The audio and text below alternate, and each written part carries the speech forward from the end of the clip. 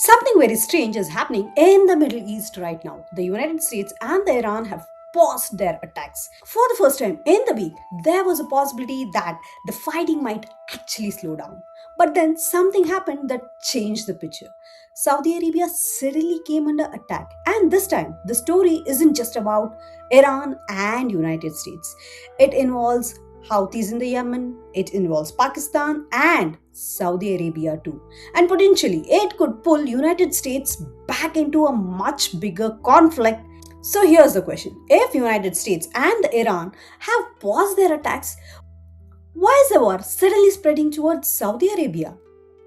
And why did Pakistan issue a warning just days before the latest escalation? Let's go back to the beginning. For nearly 2 weeks, the United States has been carrying out strikes against Iran. Iran was responding. The Strait of Hormuz had become a major part of the conflict, and the danger was no longer limited to Iran itself. Energy supplies, commercial shipping, and military bases across the region were all becoming a part of the equation. But then something changed. The United States stopped attacking Iran, and Iran also stopped its attack. But Sunday, both sides had gone through a second consecutive day without major direct attacks. That was important because suddenly there was a possibility that Washington and Tehran might actually return to negotiations. But here's the problem. A pause between the United States and Iran doesn't automatically mean the entire Middle East has stopped fighting. And that's exactly what's happening next. While Washington and Tehran are pausing their direct attacks, the Houthis in the Yemen were moving in an opposite direction. The Houthis are the Iran-aligned armed movements that control large part of Yemen. And on July 20th, they announced something extremely serious. They said they were imposing a maritime blockade against Saudi Arabia. Think about that for a second. This wasn't simply another missile launch. The Houthis were threatening one of the most important commercial and energy routes in the region.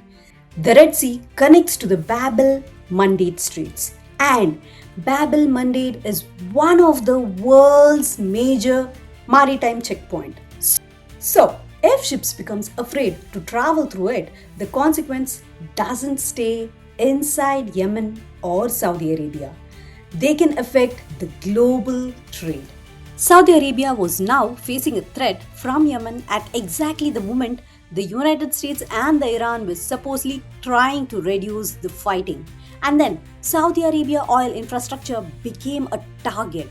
The Houthis claimed they had attacked Saudi oil facilities, including facilities around Yanbu and Jazan. These are not random locations.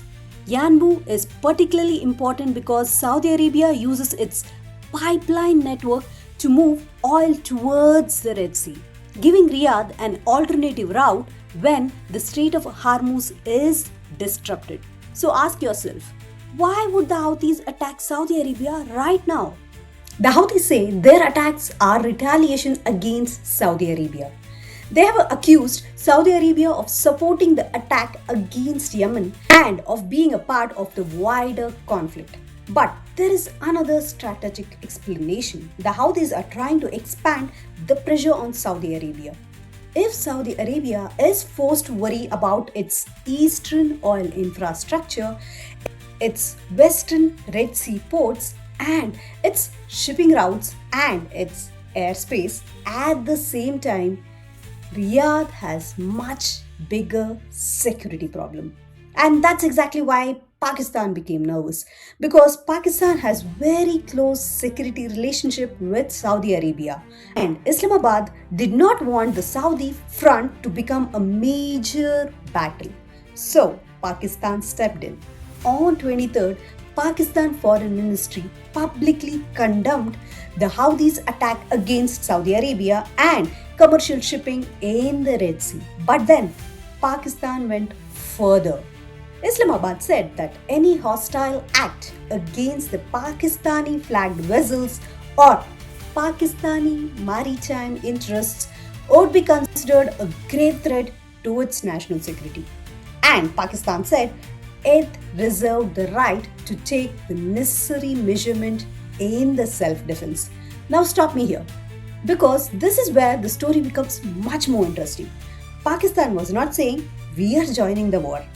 It was saying something much more carefully worded. Don't attack us. But at the same time, Pakistan was openly supporting Saudi Arabia's security. So, Islamabad was trying to do two things at once: protect Saudi Arabia and keep Pakistan itself out of the war. That is an extremely difficult balancing act. And then came the next escalation. Despite Pakistan's warning, the Houthi threat continued. The group claimed additional attacks against the Saudi energy infrastructure, and that's where we need to be careful. We can't simply say Pakistan warned the Houthis and then Houthis attacked because of Pakistan. There is no evidence establishing that causal connection.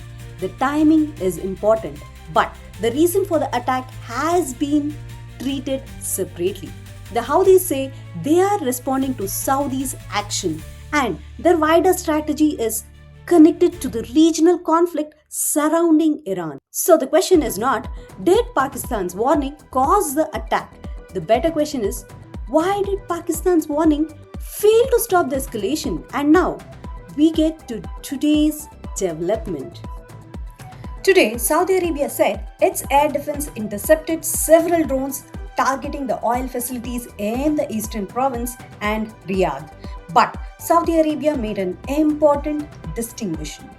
It said these drones originated from the Irani territory and were launched by the Irani-backed militants. That means we have two different threats developing around Saudi Arabia. From the south and the Red Sea, the Houthis; from the north, the Iran-backed armed groups operating from Iran. And that is why the situation is becoming much more dangerous, because Saudi Arabia isn't simply dealing with one isolated attack. It is facing pressure from multiple directions. And that brings us back to Iran. Here's where the headlines can be misleading. If you see a headline saying Iran attacked Saudi Arabia, be careful. The latest Saudi claim is that the drones came from Iraq and were launched by the Iran-backed militants. That's different from saying the Iranian military itself launched these drones.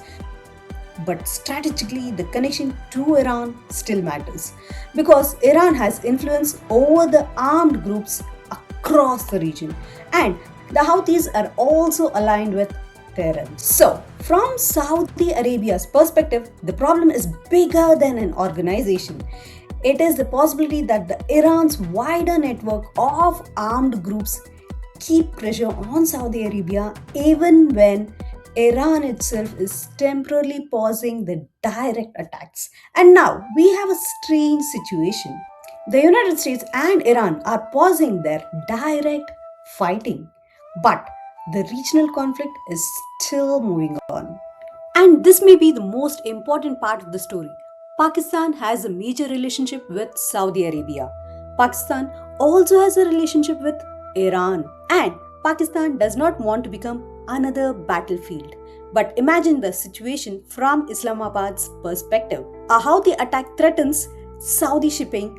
Pakistan wants that attacks on Pakistani vessels or maritime interests could trigger self-defense. Then Saudi Arabia reports attack from the Iranian-backed groups based in Iraq. At some point, Pakistan has to ask, how much can we tolerate before neutrality becomes impossible? And that's the trap, because Pakistan could support Saudi Arabia without directly attacking Iran. But if Pakistan's ship is hit, if Pakistani citizens are killed, or if Pakistani's own military or the commercial interests are attacked, Islamabad has already warned that it could respond, and that could change everything. Now let's bring back America into the story, because United States has a massive strategic interest in Saudi Arabia. Saudi Arabia is one of the world's most important oil producer. The Red Sea is a critical shipping route. The Strait of Hormuz is another critical energy choke point. And the United States has military forces and bases across the region. So imagine what happens if this continues. The US pauses its direct attack on Iran. Iran pauses its direct attack on United States. But the Houthis continue attacking Saudi Arabia. Iran-backed militants in Iraq continue threatening Saudi Arabia. Saudi Arabia responds, Pakistan gets pulled closer to Saudi Arabia's side. And suddenly, the United States has a problem because Washington may have wanted to pause one war, but the wider regional conflict hasn't necessarily paused. And that is why I think the most important question isn't did the Houthis attack Saudi Arabia? We already know they have claimed attacks. The bigger question is can United States and Iran actually stop their war without stopping the wider network of conflict that the war has created? Because this is how regional war becomes much larger. One country attacks the other, a militant response, an ally gets involved. Another country warns against the escalations, a commercial ship gets hit, an oil facility gets threatened, and suddenly countries that weren't directly fighting each other are being forced to make decisions. That's the danger right now. The United States and the Iran may be talking about a pause, but Saudi Arabia is still facing attacks. Pakistan is warning that its own interests are a red line. The Houthis are threatening the Red Sea shipping, and Saudi Arabia says Iran backed militants have launched drones from Iraq towards its territory. So ask yourself is this actually a pause in Iran war? Or is it simply a pause in the direct fighting between America and Iran while the rest of the regions continue moving towards a bigger conflict?